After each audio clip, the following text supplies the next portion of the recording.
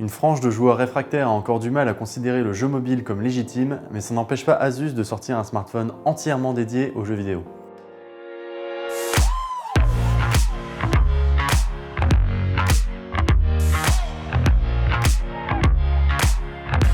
Bonjour à toutes et à tous, bienvenue sur Clubic. Notre sujet du jour est aussi surpuissant qu'il est impressionnant, aussi encombrant qu'il est de mauvais goût. On veut bien sûr parler du Asus ROG Phone 5. Après une semaine passée en sa compagnie, on s'est dit que ce serait pas mal de répondre à la question que tout le monde se pose, à quoi ça sert un smartphone gaming ?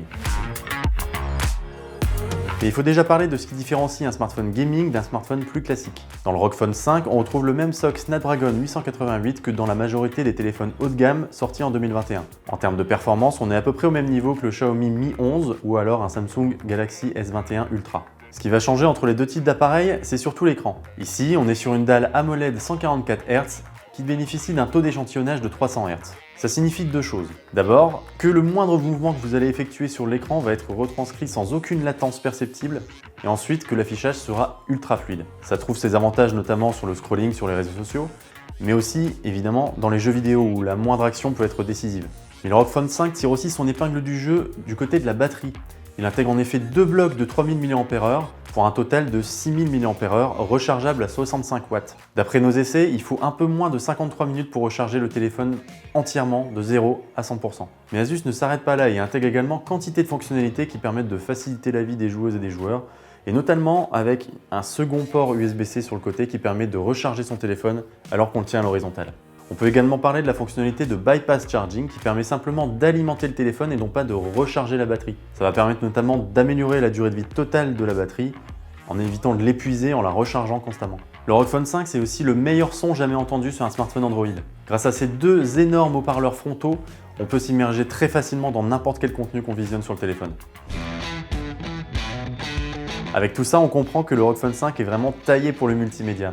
Mais Asus va encore un petit peu plus loin et notamment pour les gamers avec son interface ROG UI.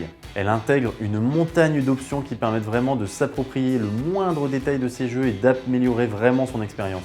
Depuis le tableau de bord qui s'appelle Harmonic Rate, on va pouvoir sélectionner différents profils qui vont avoir une influence sur le comportement du téléphone. On va notamment pouvoir opter pour un profil qui favorise les performances, un autre la fréquence d'affichage ou la sensibilité de l'écran, ou encore un profil qui favorise l'autonomie. Mieux, Asus permet également de faire tous ces réglages au cas par cas selon les jeux qu'on a installés sur son téléphone. C'est-à-dire que je vais pouvoir favoriser l'autonomie sur Genshin Impact par exemple ou favoriser la sensibilité de l'écran sur Call of Duty Mobile.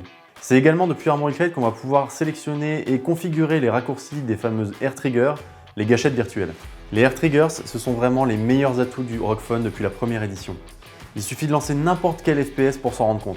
Grâce à des raccourcis très simples, par exemple viser avec la gâchette gauche et tirer avec la gâchette droite, on retrouve des sensations beaucoup plus proches d'un jeu console. Mais Asus ne s'arrête pas là et intègre également une quantité d'autres options qui permettent de personnaliser ces raccourcis. Par exemple, on va pouvoir glisser sur les gâchettes pour lancer une action, secouer le téléphone pour en lancer une autre, avancer, reculer, monter, descendre, bref, on peut vraiment faire ce qu'on veut et configurer autant de raccourcis qu'on veut. Bref, vous l'aurez compris, un smartphone gaming, ça sert surtout à obtenir les meilleures performances possibles, mais aussi tous les outils nécessaires permettant de personnaliser son expérience de jeu. Mais on va redescendre sur Terre une minute et revenir à la réalité, parce que je pense que dans la majorité des cas, vous feriez sans doute mieux de juste connecter une manette Bluetooth à votre smartphone. Un smartphone haut de gamme de l'an dernier est parfaitement capable de faire tourner tous les jeux disponibles actuellement sur le Play Store d'Android.